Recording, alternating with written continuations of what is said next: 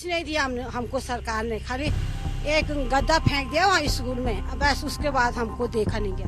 क्योंकि गांव का जो निचला हिस्सा है ये तो धीरे धीरे नीचे बैठ रहा है, लेकिन अभी भी सरकार ने यहाँ पे कुछ भी मतलब एक पत्थर भी नहीं रखा है सेफ्टी के नाम पे। विस्थापन तो दूर की बात है। जोशीमठ में आई आपदा ने पूरे उत्तराखंड, पूरे देश नहीं बल्कि पूरी दुनिया का ध्यान अपनी ओर खींचा है और इसीलिए एक बहस हो रही है कि पहाड़ों को कैसे बचाया जाए, प्रकृति का असंतुलन कैसे संतुलित किया जाए।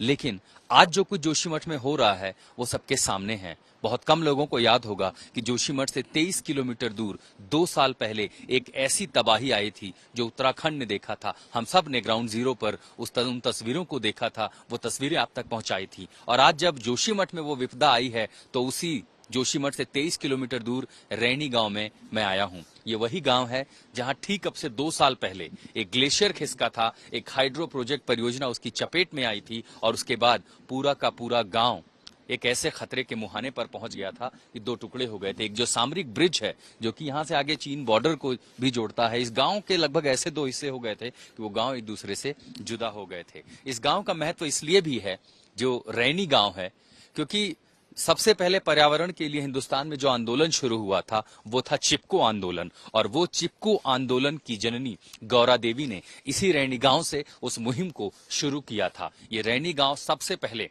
उसी आपदा की चपेट में आता है और यहीं से देखिए कॉन्ट्रास्ट ऐसा है कि इस गांव से ही पर्यावरण को बचाने की मुहिम शुरू हुई थी। उसी गौरा देवी के याद में ये स्मृति द्वार बनाया गया था और यहीं के लोगों ने लगातार ये आवाज उठाई कि जो भी हाइड्रो परियोजनाएं बन रही हैं, कम से कम ये देखा जाए कि उससे प्रकृति का नुकसान कितना हो रहा है। तो ये 2 साल बाद ये रैनी गांव कैसा है, आज हम आपको यहाँ की तस्वीर दिखाएंगे।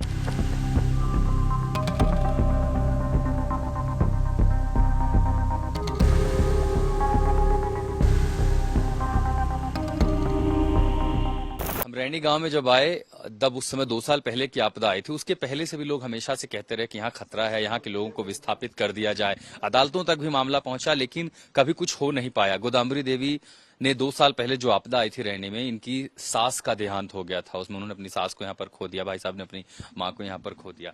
लेकिन उसके बाद अब इन 2 सालों में जब जोशीमठ में इतना कुछ हो रहा है, आप लोग तो बहुत पहले कह रहे थे कि यहाँ क्रैक्स आ रही हैं, बचाइए हम सबको। हाँ, हम तो बहुत पहले से 1 साल बीत गया, अभी हमें कोई सोचना नहीं, मेरी सरकार हम पे कोई ध्यान नहीं देती है। हम बहुत परेशान में, जब बारिश आता है हमारे जो यहाँ नीचे धसाव बहुत ज्यादा हो रहा है। अभी भी ग्रिप वालों ने दीवार डाला, फिर वो जमीन बैठता जा रहा है, हमेशा बैठ रहा वो। तो तब उस समय कहा गया था कि विस्थापन हो जाएगा, आप लोग को कहीं ले जाएंगे, फिर बात कहाँ तक आगे बढ़ी? बोला आप यहाँ से स्कूल में चले जाओ। हम 2-3 महीने स्कूल में रह गए, जब बारिश बंद हुआ फिर यहीं रह, फिर इधर अपना घर में आए। हम कैसे रहते स्कूल में, हमारे गाय हैं, बच्चे हैं, बूढ़े सास ससुर हैं, कैसे रहते हम वहाँ। खाली कुछ नहीं दिया हमको सरकार ने, खाली एक गद्दा फेंक दिया वहाँ स्कूल में, बस उसके बाद हमको देखा नहीं गया। 2 साल बाद रैनी गांव के रहने वाले लोगों का हाल क्या है? हाल तो वही है जैसे पीछे था, 21 के बराबर। अभी तक कुछ भी नहीं हो पाई सर। तो लगता है यहाँ रहने में डर तो लगता है सर। हम तो आस पे बैठे कि कब हमको मतलब सुरक्षित स्थान पे पहुंचाया जाए। यहाँ जो घरों में दरारें आई थी, जमीन पे दरारें थी, तो वो उसको आपने कैसे मैनेज किया है? पर खतरा तो टला नहीं, तो आप लोग कैसे रहे यहाँ पे? सर जाते तो कहाँ जाते, फिर गाय है, बछड़ा है।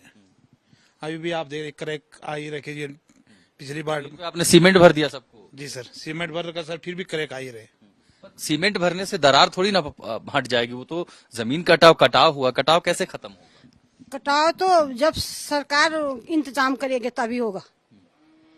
सरकार ने खाली एक दीवार डाल रखा है, वो फिर जमीन नीचे ही बैठ रहा है, क्योंकि नीचे धस गया, उसका जमीन का बुनियाद तो है नहीं। जो ऊपर से इतना बड़ा मलबा आया वो सारा हमारा रेणी गांव को हिला के चले गया। जोशीमठ तक असर पड़ा तो रेणी गांव कैसे नहीं पड़ेगा सर। और कई सारे घरों में उस समय दरारें थी। ये जमीन पर ये दरारें काफी चौड़ी थी और ये पता चलता है कि इन 2 सालों में लोगों ने सीमेंट डाल के कम से कम इन दरारों को पाट दिया। लेकिन जब धरती अलग हो रही हो, उसके टुकड़े हो रहे हो इस तरह से, तो क्या सीमेंट डाल के आप इन दरारों को भर सकते हैं? दरारें दिखेंगी नहीं लेकिन खतरा जस का तस बना हुआ है। 2 साल बाद भी रैनी गांव के लोगों का विस्थापन नहीं हो पाया और सिर्फ इससे ऊपर आके बहुत सारे गांव बड़ा है, ऊपर कई सारे लोग हैं जो वहां रहते हैं। उनकी तस्वीर क्या है, हम आपको वहां लिए चलते हैं।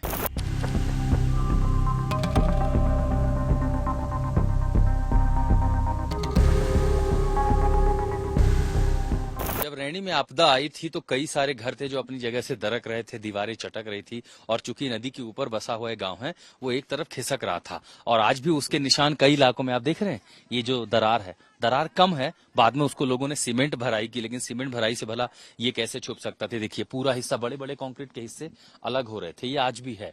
अब दरअसल खतरा इतना बड़ा था, अगर आप इसको ऐसे समझना चाहते, देखिए घर का ये हिस्सा पूरी तरह से समतल है, लेकिन यहाँ आप देखेंगे तो ढलाव की स्थिति दिख रही है, जिसका मतलब है कि जमीन जो है अपनी जगहों से खिसक रही है। लेकिन अगर आप ऊपर पहाड़ों की तरफ एक बार देखेंगे तो गांव के कितने सारे लोग हैं जो पहाड़ में बसा हुआ ये पूरा जंगल का इलाका है, ये यहाँ पर रहते हैं। और ऊपर की तस्वीर कैसे है, भुवन सिंह राणा इसी रैनी गांव के प्रधान हैं।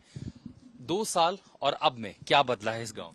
अभी तो ऐसा बदला कुछ नहीं है, क्योंकि जब भी बारिश होती है तो परेशानी होती है गांव को, क्योंकि गांव धीरे धीरे जो धस रहा है। जैसे अभी बता रहे जोशीमठ में कि जो 7 फरवरी 2021 को रैनी की आपदा से ये जोशीमठ में भूधसा हो रहा। अब आप लगा लो कि जब जोशीमठ में इतना खतरा हो रहा है तो लगा लो कि जहां से ये शुरू हुआ, जहां पे ये पहली आई, तो यहाँ पे कितना खतरा हो रहा होगा, क्योंकि गाँव का जो निचला हिस्सा है ये तो धीरे धीरे नीचे बैठ रहा है। लेकिन अभी भी सरकार ने यहाँ पे कुछ भी मतलब एक पत्थर भी नहीं रखा है सेफ्टी के नाम पे। विस्थापन तो दूर की बात है, जो विस्थापन के लिए जो वैज्ञानिक रिपोर्ट आई है तो वो है यहाँ पे डेंजर जोन माना गया है और सरकार द्वारा बताया गया है कि यहाँ पे कोई भी निर्माण कार्य ना होगा कि, लेकिन अभी तक भी कोई मतलब इसमें। रैनी गांव में कितने लोग रह रहे हैं जो खतरे की जद में है? यहाँ पे अभी जो प्रॉपरली जो गाँव में रह रहे हैं यहाँ पे लगभग 30 परिवार अभी गाँव में है और अन्य लोग बाहर बसे हैं। तो उन 30 परिवारों को यहाँ से हटाया गया कि नहीं? अभी नहीं, अभी तो कुछ नहीं, हटाया भी नहीं गया और बताया था कि विस्थापन होगा कि, लेकिन विस्थापन अभी तक हुआ नहीं। अच्छा, गांव में ये तो नदी के किनारे के लोग, ऊपर जो पहाड़ों पे रह रहे हैं वो किस स्थिति में है? उनका भी यही स्थिति है, वहाँ भी धीरे धीरे बैठ रहा है। जो गांव का हिस्सा अलग हिस्सा है वहाँ भी लगभग 10 या 15 मीटर गांव नीचे खिसक चुका है गांव के बगल पे, लेकिन जो गांव है वहाँ भी दरारें पड़ चुके हैं उस समय से।